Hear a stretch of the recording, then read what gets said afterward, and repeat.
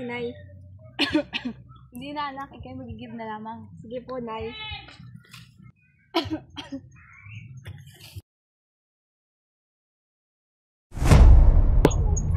Nay! Nay! Ate! Ate!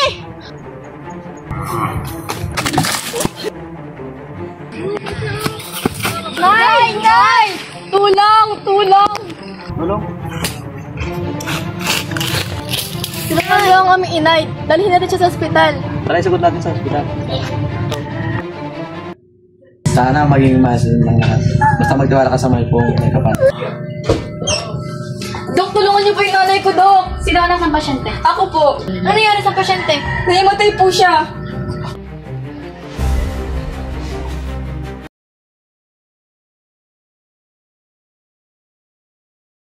Tita, ayos na po ba kayo?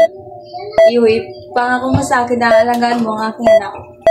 Opo, tita, aking alagaan at mamahalin ng inyong anak. Kung kayo po ay papayag, gusto ko pong hingin sana ang kamay ng inyong anak. Huwag mo sanang pilitin ang aking anak kung hindi ka niya kayang mahalin. O kayang suklian ng iyong pagmamahal. Pangako. Tita, tita, tita. Tita. Dok, tulong, Dok. Huwag mo na kayo pumasok. Okay. Time of death, 3 p.m. Nay! Ginawa na namin lahat ng aming nakakaya. Nay! Nay!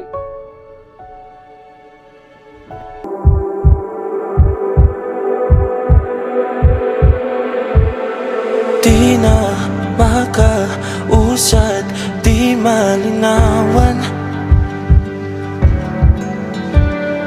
Di na mabura ang iyong mga larawan. Di alam kung saan tutungo ang mga habang patalikod naghihingalo. Ang lapis na ginamit sa kwento nating naulot. Bawat buklat ng aklat binabalikan. Mga liham na ang laman, ligayang dala.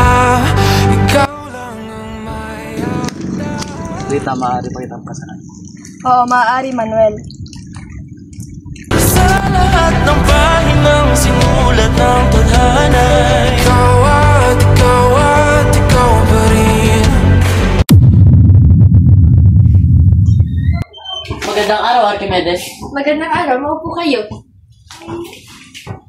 Liwanagin mo ang ating pinag-uusapan, Primo. At kung makukurong mo ang magiging hanggay, baka magbago ka ng isipin at palagay. Ang lagay ba'y naparito kayo upang ipagtanggol ang walang iyan yan? Isipin mo, Primo, ang sinasabi mo walang iya, ang iyong tunay na anak. Huwag to mong anak na iniwan sa'yo ng sarili mo. Primo, hindi ko na anak. Hindi na siya karapat-rapat magtaglay ng aming apelyido. Kaiya-iya, karimari-marim. Isang malaking batik yan sa lahi ng mga lakambayan. Oo, walang patawad ang kanyang ginawa. Huwag may pasulpil ang iyong puso sa iyong isip. Ang nangyayari sa inyo ay nangyayari sa lahat. Nagkakamali ka, Primo. Hindi nangyari ang bagay na yan sa aming lahi. Oo, talagang walang hiya, walang turing, walang... Dahan-dahan. Hindi ako makapagdahan-dahan kapag naglalagablab ang aking isip sa galit. Oo, walang pinag-aralan. Bastos. Baka ipalagay tuloy ng mga kapitbahay na kaming siyang minumura at tinutungayaw. Anong mawawala sa akin? Kahit pagtawanan pa ako ng kahit sino. Oo, naiintindihan ka namin, hindi ka namin masisisi. Ang gawain ng iyo na ay gawain ng kabataan sa kasalukuyan. Alam niyo kung gaano ang pagtingin ko sa inyo. Ang hiling ko lang ay huwag nang pag-usapan ang mga bagay na iyan. Sapagkat matatanggap niyo ba ang isang apo hindi man lang dumaan sa isang simbahan? Kung sa bagay, lahat tayo ay naging ama. Ang ama ko ay naging ama na rin. At ang ama na aking pinuno ay naging ama na rin. Oo, ang ama na yung ninuno ay naging ama na rin.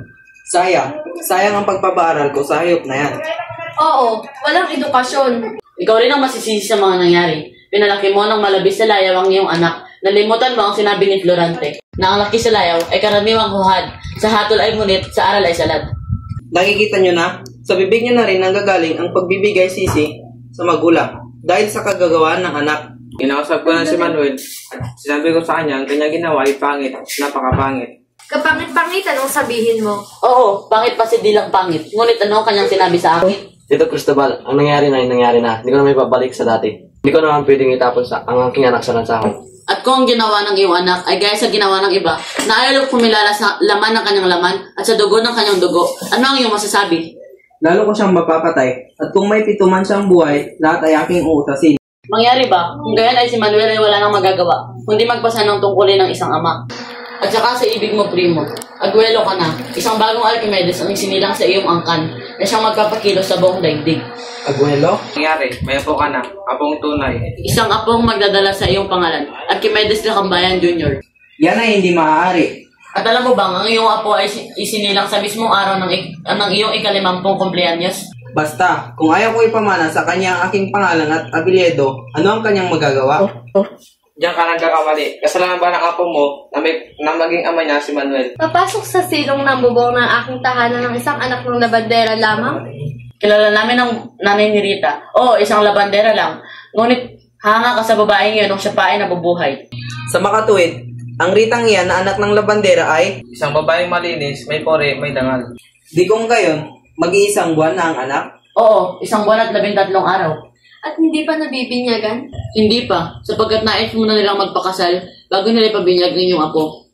O, ano ang kanilang ginagawa? Ba't di pa sila pakasal kung magpapakasal at binyagan ang bata? Ngunit ibig ni Manuel na mahugasan ang kanyang pagkakasala, kaya't ang hinintay na lamang ngayong pahintulot. Pahintulot? Aanin ang pahintulot? Yan ay hindi maaari, sapagkat sinabi mong maaari silang magpakasal. Aber, magpakasal sila, tapos ang kwento. Kahit kung nais nilang magpakasal, ako'y di nakikibo. Nagkaroon ako ng isang anak na suwail. Bueno, kung tayo ay mag-uulit ng salitaan ay hindi na kita sasagutin. Napaalalahanan na kita. Ngunit kung ikaw ay kusang maglilimot sa iyong tungkulin, wala na akong magagawa.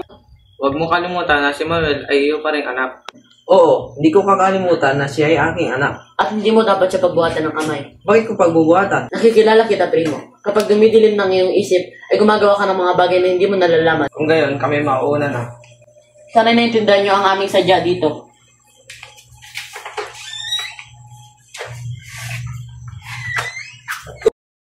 Ano po, Nay? Ano po, Tay? Ano po lang? Palaparoin ko na sila. Ito nga po pala si Rita at ang aming anak. Balita ko, hindi pa nabibinyagan ang inyong anak. Tama po kayo. Malaki po ang pagkakasala namin sa inyo, kaya hiningi namin ang inyong pahintulot. Kung iyan ang nakakabuti para sa inyo. Kung gayon, wala na kaming magagawa kundi tanggapin ang inyong anak. Maraming salamat po. Maaari ko ba mahawakan ng aking apo? Patuloy kong panghawakan ang iyong mga salita. Hindi na nakikita sa tingin ng iyong mga mata. Ngunit kung sarado na ang puso sana darama, pwede bang isipin mo kung bakit tayo nagsimula? Ating katotohanan ay naging isang nobelang winakasan ng pagtutudang di na nalabanan. Nais na maramdaman muli kung paano isulat ang pangalan mo. Ngunit bawat letra'y mahirap nang iguhit dahil binubuo nila ang iyong mga pangako. Sa lahat ng bahid ng sinulat ng tadhana'y ikaw at ikaw at ikaw pa rin. Ang yugtong paulit-ulit kong mabalik-balikan. Sigaw ay ikaw pa rin. Simula sa wakas na di matuklasan, babalik kung saan di na nagtagpuan ng mga matang Manuel, bukal ba sa iyong lubang pagparito upang makaisang dibdib si Rita na iyong mamalin at paglilingkuran habang buhay? Opo, Padre. Rita, bukal ba sa iyong loob ang pagparito upang makaisang dibdib si Manuel na iyong mamalin at paglilingkuran habang buhay? Opo, Padre. Ipanalangin natin ngayon si Manuel at Rita na ipinagkaisa sa pag-ibig ng Diyos.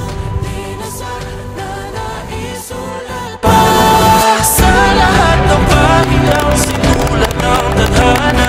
Ikaw at ikaw pa rin. Ayaw tong paulit-ulit kung babalik-balikan. Sigaw ay ikaw pa rin. Patuloy kong panghahawakan ng iyong mga salita. Di na nakikita sa tingin ng iyong mga mata. Ngunit kung sarado na ang puso sa nadarama, pwede bang isipin mo kung bakit tayo nagsimula? Na di matuklasan, babalik ikaw pa rin. Ang mga matang nakatanaw sa umpisa ng yugto. Sigaw ay na isulat pa.